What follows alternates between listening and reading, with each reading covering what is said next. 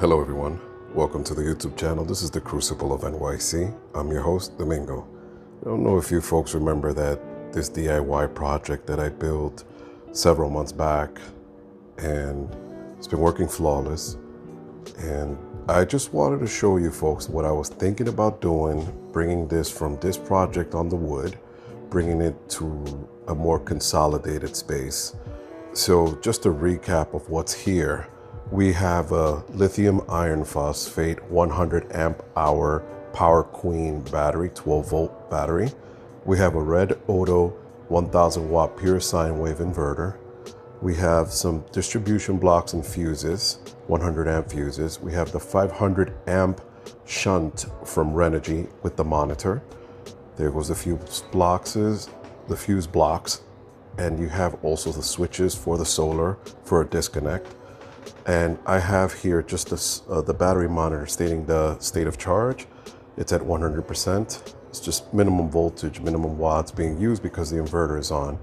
And I have two 10 watt LED bulbs with a Marine 5 switch and USB ports that support quick charge, USB 3.0 quick charge, full USBs. And this is just a cigarette lighter with the voltmeter as well. You also have here the Renogy Wanderer 30 amp solar charge control as a PWM, pulse width modulation, and the surge protector. So everything that was built here works flawlessly. I've never had any issues, never had a hiccup or anything at all. So I was thinking about transitioning this over to a Harbor Freight Bauer Box. And this box is pretty big, pretty ample, a lot of room inside for that 100 amp hour battery and all the accessories that are here. And here is just a 20 amp battery charger that I have been using to charge the lithium iron phosphate when the sun obviously is not present.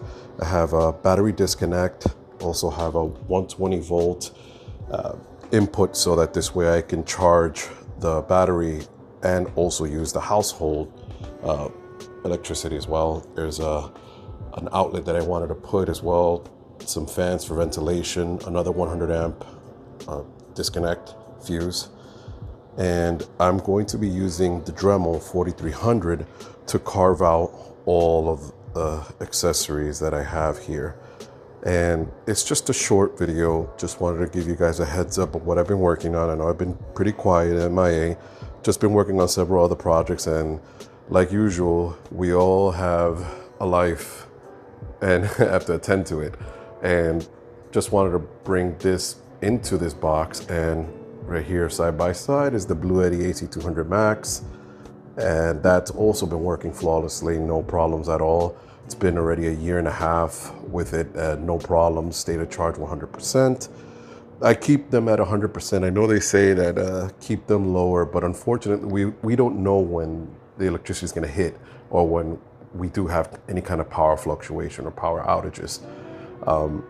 I do suggest to follow the regulations. I follow them accordingly, but the thing is that if the power goes out and I have this at 50%, then I just lost that 50% capacity to use. But other than that, it's been a great setup. Everything that I have here has been working flawlessly, no issues whatsoever. And I'm gonna be moving this over soon. It's gonna be a long process.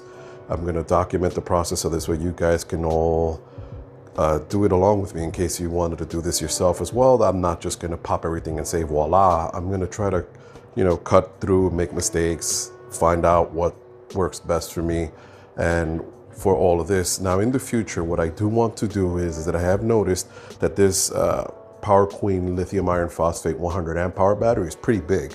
So what I did want to do is I wanted to buy two minis of 100 amp hours to make this a 2 kilowatt system equal to the Bluetti AC200 Max, and maybe change the inverter from 1 kilowatt to 2 kilowatts, 2000 watts, to just try to compare apples to apples and see what is feasible. Now the lithium iron phosphate batteries, the minis, they're very small, they're very light, and I believe it's like 3/4 of the size of that big 100 amp hour battery. So I do want to be able to fit 2 kilowatts in here and see how this is. But I was going to do raw cells, but to do raw cells, BMS and all that wiring is just something I don't want to do. It's a lot of time consuming. So other than that, I hope you folks enjoyed the brief preview of what was here and what is to come. If you have any questions, feel free to leave them on the comments and I'll get back to you as soon as I can. Take care and have a wonderful day, folks.